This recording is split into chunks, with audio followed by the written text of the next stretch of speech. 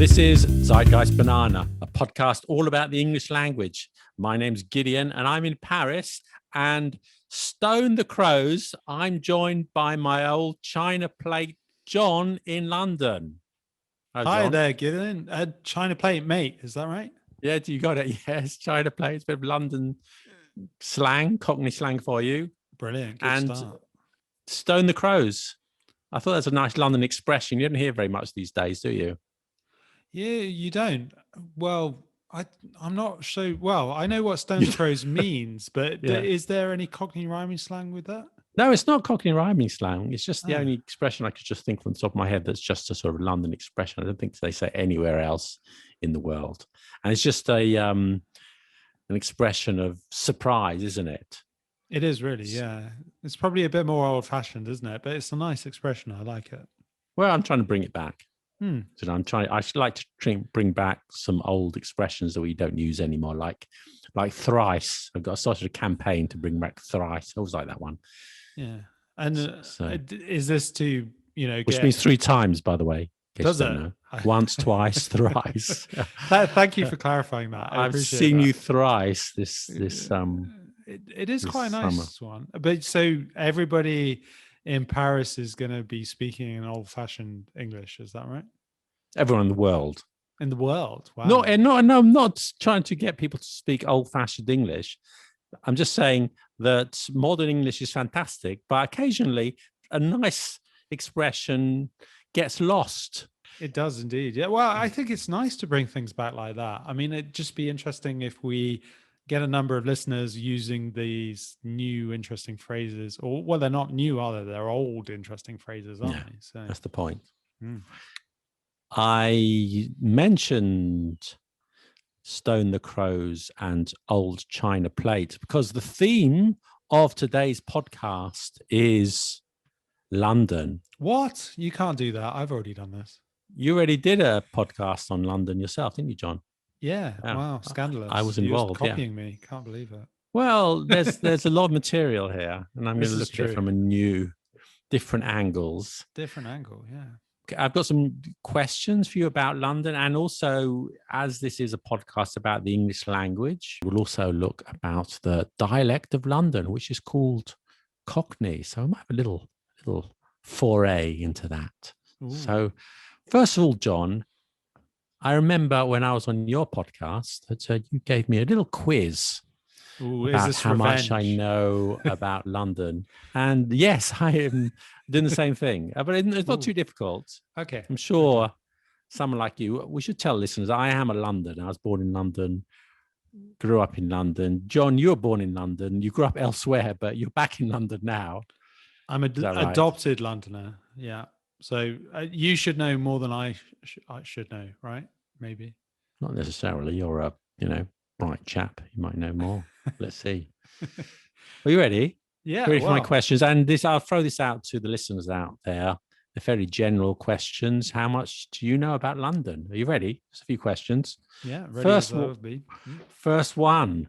Now, as you know, the origins of London was a Roman city called Londinium. Mm-hmm. And there were 7 gates to the city of London. Can you name any of them? Stump me straight from the off. Lancaster Gate. No, that's not nowhere near the city of London. This is very true. If I tell you the first one? Go on. And then Aldgate. Oh, okay. Where there used to be a prison at one of them. Okay, well, I'll tell you. I think as soon as I mention them, you'll remember. Yes. Bishopsgate. Okay, yeah. Okay, Moorgate. Oh, too easy. Yeah. Cripplegate. Oh, I don't know that one. Okay, Aldersgate. Oh, that one. Newgate and Ludgate. Or those last two either. Okay. Are they still featured in London? Ludgate and Newgate? I think there is a Ludgate Hill, and Newgate used to be a prison, didn't it? Oh, I didn't know that. No. Perhaps you're more familiar with prisons than I am. Possibly, yes. Okay, I'm going to tell you, one of these 3 died in London. Jim Morrison, Oscar Wilde, Jimi Hendrix. Which one of those died in London? Jimi Hendrix. Oh, very good. Very good. It was a process of elimination because I knew the other two hadn't died in London. So Yeah, Jimi Hendrix died in London. There's a rumor that he was murdered by his manager for money, but really, that's not been substantiated. Yeah. oh, okay. But Well, there are lots of he's rumors. part of the 27 Club, isn't he? He is part of the 27 Club. Well, so is Jim Morrison. Yeah, Yeah. they're both in the club of 27. All these great musicians who along with met their end. Amy Winehouse and Kurt Cobain. They're in it. Yeah. That's right. Yeah, and I lasted I've lasted beyond that. So yeah, me too. It's considerably longer. Okay, you're doing okay so far. I'm doing okay. But what is the name of the statue in Piccadilly Circus? In Piccadilly Circus? Piccadilly Circus is a big statue. Well, not a very big statue, a famous statue where tourists congregate there and sit on the steps around the statue. Well, most people call it Eros. Okay. Have you not heard of Eros? Was he a Greek god? Well, yeah, actually, it's mistaken. All Londoners call it Eros, but in fact, the official name is the Shaftesbury Memorial. Mm-hmm. But in fact, it's not even Eros at all. It's in fact another Roman god called Athenos. Okay. See, normally I just notice kind of tourists milling about on it, and I don't actually look at the monument itself. Okay. Well, I'll just give you one more question for the time being. Mm-hmm. There are 4 World Heritage sites in London. Only Beijing has the same number. No other cities have more than London or Beijing. Can you name any of them? Tower of London. Correct. Kew Gardens, perhaps? Correct. Ooh, doing pretty well. Tower Bridge? Not Tower Bridge. Think of time. Oh, Greenwich Observatory? Yes. Maritime Greenwich. Yeah, all that stuff. Yeah. Okay. And there's one more, which is Westminster Abbey, Westminster Palace. All those together form another World Heritage Site. Oh, I didn't do too bad there. You got to. No, you did quite well. Yeah. Okay, we'll skip the quiz. You did kind of mediocre, but. But let me ask you, John, what's your favorite place in London? Or favorite places? My favorite places. There are so many. I mean, it's too difficult to say, really. I mean, I really like Hampstead Heath. I think that's a wonderful place to go because it's very local to me, and I love going there and seeing the view across the city. I do like Hyde Park for other reasons. I'm a bit of a park person, so I enjoy the parks. Regent's Park as well. And then, I like the feel of Portobello Road where it's when it's not too touristy, when it's just lively and things are going on. I like the feel of that kind of area. That's quite nice. Okay, that's nice. There's so many. I could name so many things. Yeah. What about you? Well, I kind of agree with you. I like Primrose Hill. Mm-hmm. And also, maybe less well known, but Mound Street Gardens. Do you know that? I don't, to be honest. No. Mayfair. It's a little park, and it has a microclimate, actually. Oh, really? Because I guess it's in the center of London. It's surrounded by buildings, and there's actually a palm tree or palm trees in Mount Street Garden because it's like warmer than its surroundings, and it's a really nice place. And if you want to escape the the hustle and the bustle of the West End, you pop in there. It's very nice. So I'm sure you won't, if you go there, you'll recognize it. But next time you're in town, check it out. I will indeed. Anyone visiting London. I'll definitely check that out. I mean, one thing that's just come to mind is Poets' Corner. Oh, right, in Westminster Abbey. No, isn't Poets' Corner? No, maybe I'm not talking about the right thing.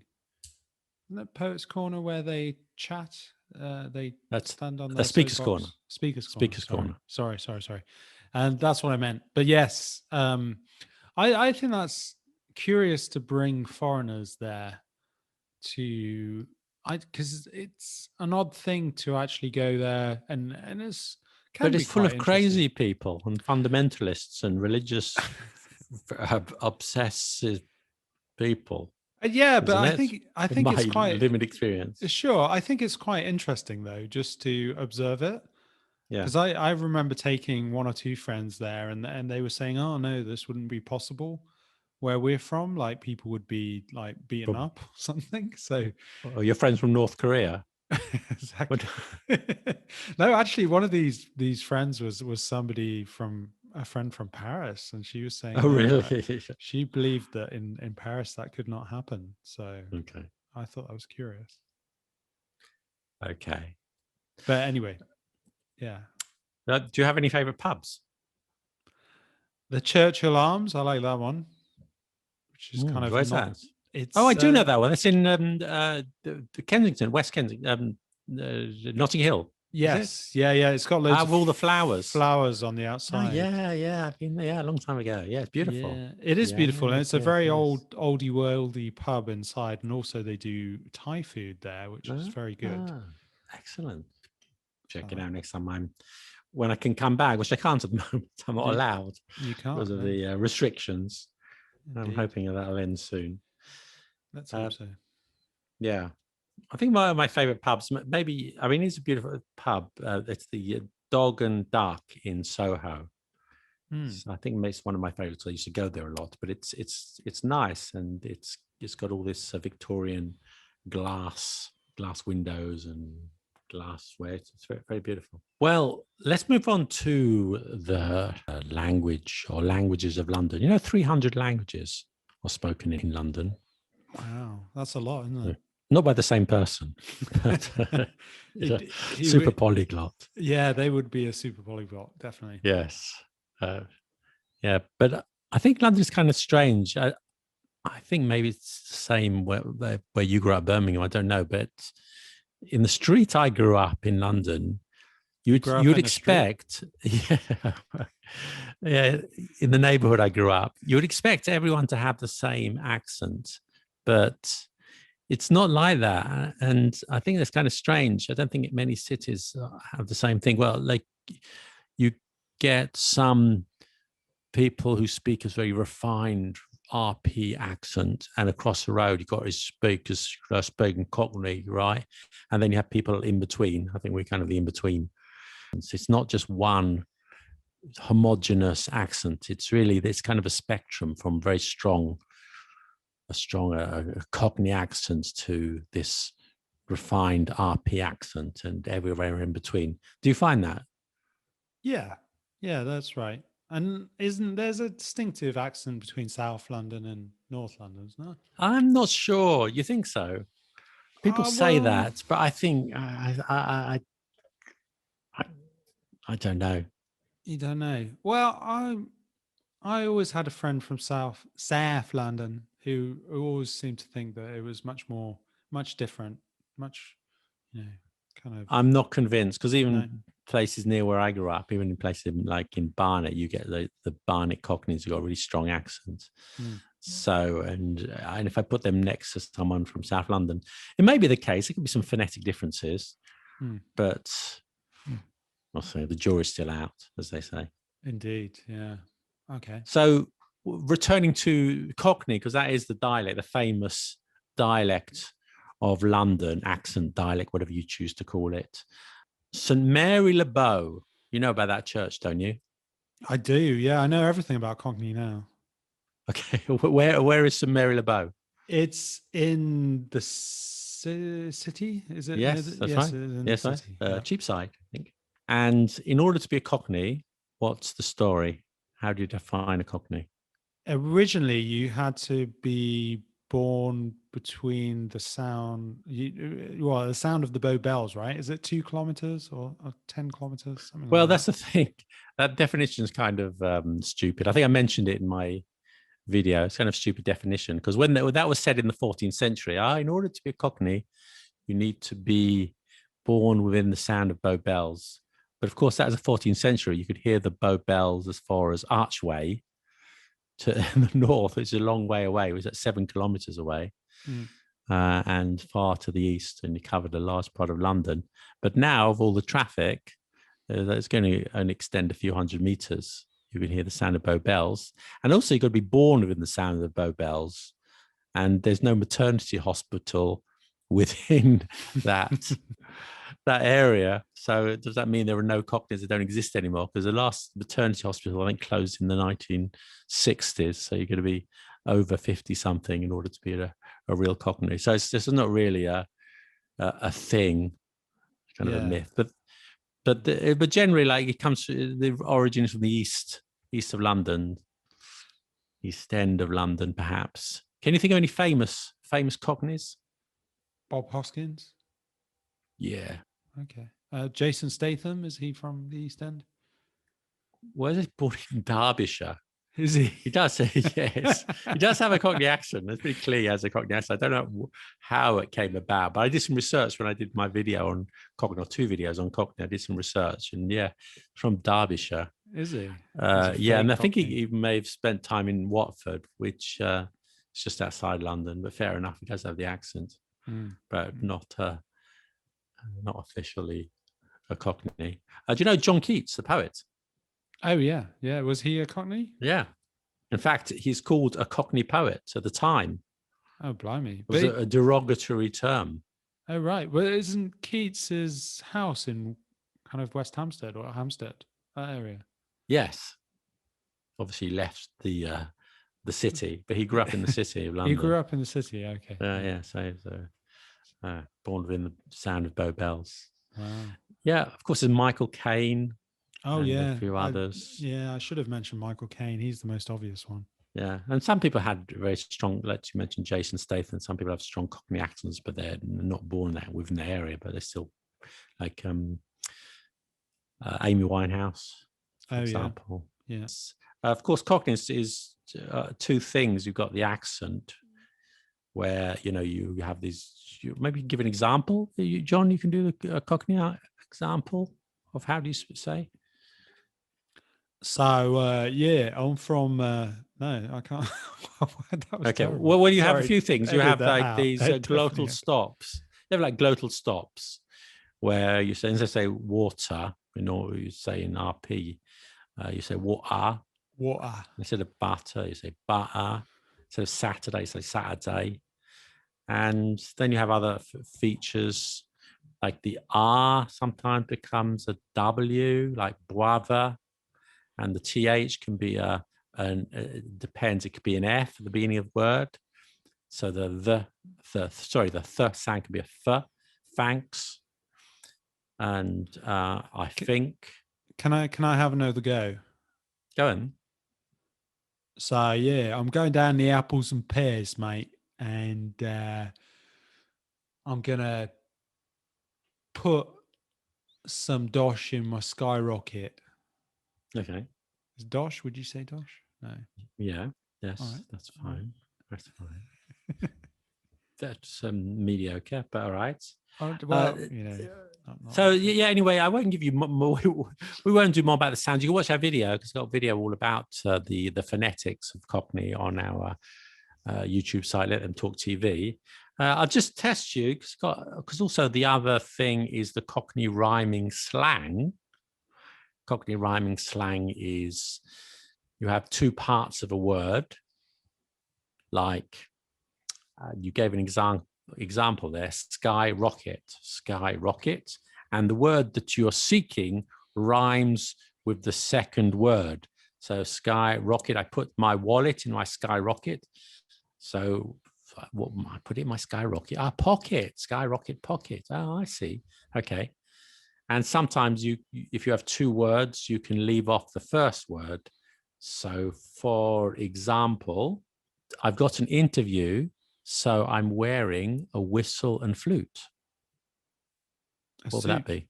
A suit, yeah. But some people may not say the second words, just say the first word, which makes it more difficult. I've got an interview, so I'm going to wear a whistle.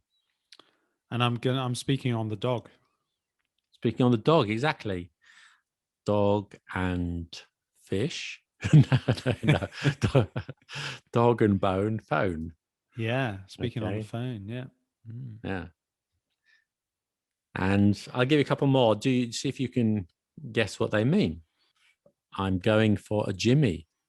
Maybe it's an old-fashioned one, this one. I don't have any say. It's Jimmy Riddle, which is a piddle. A Which go piddle. for a P. We Oh, have a Jimmy. okay. Yeah, I don't know that one. A tea leaf. Thief. Very good. Correct. He's a bit of a tea leaf, this guy. Bit of a thief. Ruby Murray. Curry. Very good. I know that one. If I didn't know that coming from Birmingham, then I'd. Do they say that in Birmingham too? Well, they don't. Well, I suppose people would, but not. People know what it is. I used to go to a curry house in Birmingham called Ruby's. Oh, So yeah, I see. Maybe it's from that. But aren't they called Balties in Birmingham? They are often called Balties. Yeah, that's right. We're going for a Baltie. You coming with us? That's not bad. It's better than my Cockney accent. On a par. So yeah, but you're right. They do have Balties, but you don't have to have a Baltie. I guess you can have a curry as well. Anyway, so they have Ruby Murray, who's an obscure singer from the 1950s, but her name lives on when you're talking about curry in London or elsewhere. Let's go for a Ruby. Let's have some curry, which means let's have some Indian food. And I haven't got a Scooby. What's that mean? I haven't got a Scooby. Clue. So Scooby-Doo, Clue. Very good. Scooby-Doo, cartoon character, the dog from the 1970s. Yeah, Scooby-Doo. So what did they say before the 1970s when Scooby-Doo didn't exist? Oh, I don't know. I think it's getting invented all the time. I don't know. New ones come along, like we're going to get a few Britneys. It's quite recent. Beers. Yeah. Britney Spears beers. Now, one thing I get, I won't say angry, but people get wrong is Barney. Barney. Having a Barney, isn't it an argument? Exactly. But because there was a film, I think Ocean's 11 in 2001, and in the film, there's a Cockney character. It says, Barney, rubble, trouble. Oh, that's so wrong. But that's not correct. The original Cockney version of Barney means it's not Cockney rhyming slang. It's just slang. We had a Barney, which means we had an argument. Yeah. So I should get 20 points for that, right? For knowing that? You should get at least 20 points. So, John, would you recommend if someone's visiting London that they should learn some London slang? I think it's colourful. I mean, I guess you don't necessarily have to use it, but if you did use that with a native speaker, they'd be very impressed. They think it would be quite cool if you knew it. I agree. I wouldn't bother learning all this rhyming slang. It's quite fun, but just one or two that you can, sprinkle in your conversation. It's quite nice. Maybe one or two London expressions. Even like hello. I think in London often people say like all right instead of hello. So if you're familiar with those type of things, I think cheers, although you say that all over the UK instead of thank you. So if you can just lighten up your English and learn a little bit of a few London terms, I think that'd be really useful. Yeah, I think if anybody wants to come and meet you in London when you do come here, you should go up to Gideon and say, you have a nice Barnet. Because yes, he's from Barnet, and also his hair can be a bit interesting. And because the listener might not know, but Barnet means your haircut, it comes from Barnet Fair. Barnet is a place in London which used to have a fair, and Barnet Fair, and in fact that's where I was born, in Barnet. Yeah, there you go. So say it to Gideon; he'll love it. I think it's amazing. Yeah. Okay, and I'll give you one, just returning before we finish, because I'll give you one more question about London. See if you know this one. It's relevant to our quest into the East End, into the Cockney parts of London. But in London, where is Chinatown? Chinatown is kind of near Soho, that kind of area. Yeah, that's true. But where did it used to be? I have no idea. It used to be in Limehouse, which is in the East End. Oh, okay. Yeah, and it was bombed during the war, not because it was Chinatown, just they bombed the whole of the East End, and after that was moved. But it had a really bad reputation, unjustly. But you know the detective Fu Manchu. He was a Chinese detective in London, and you know there's lots of talk of opium dens and you know dodgy goings on in Limehouse and that part of London. And in fact, and there were about, I think about 6,000 Chinese who lived in that part of town. But in fact, it was fairly respectful community. What's the guy who wrote Sherlock Holmes? Arthur Conan Doyle. Yeah, Arthur Conan Doyle went down there. I think Sherlock Holmes himself went down there seeking opium. But in reality, it's not true. It was all a bit of a myth, just fiction. He was a fictional character, wasn't he? The whole thing, yeah, I know, but people really believed, and people went seeking, you know, the dodgy parts of Limehouse, and they were quite disappointed, really. Yeah, but anyway, it was bombed during the war. But still, if you go to Limehouse now, you find Peking Street and Nanking Street, and some other streets with Chinese names. But before we finish, maybe you should, tell the listeners who you are. Yeah, maybe we should. In case you haven't listened to me on previous episodes, which of course you probably have, but my name's John, and we also do a podcast called English with Monty, and we have a wonderful episode on London too. If you would like to listen to that, and that has Gideon on it as well, where I quiz him, and he comes up short. You know, he's not quite a Londoner because of his lack of knowledge. No, he did very well actually. Yeah. So yeah. What about you've mentioned it briefly, but why don't you go the whole hog and tell everybody about the Let Them Talk TV? Yes, we do have a YouTube channel with 170 videos on grammar, pronunciation, vocabulary. You'll find that on Let Them Talk TV on YouTube. Check it out. Indeed. Check out the Cockneyometer on your Cockney video one as well. Yes, indeed. We have 2 videos on Cockney. So yeah, more details there. Go into great detail. Okay, well, thank you everyone for listening, and catch you next time. Yeah, Bye. see you soon. Bye.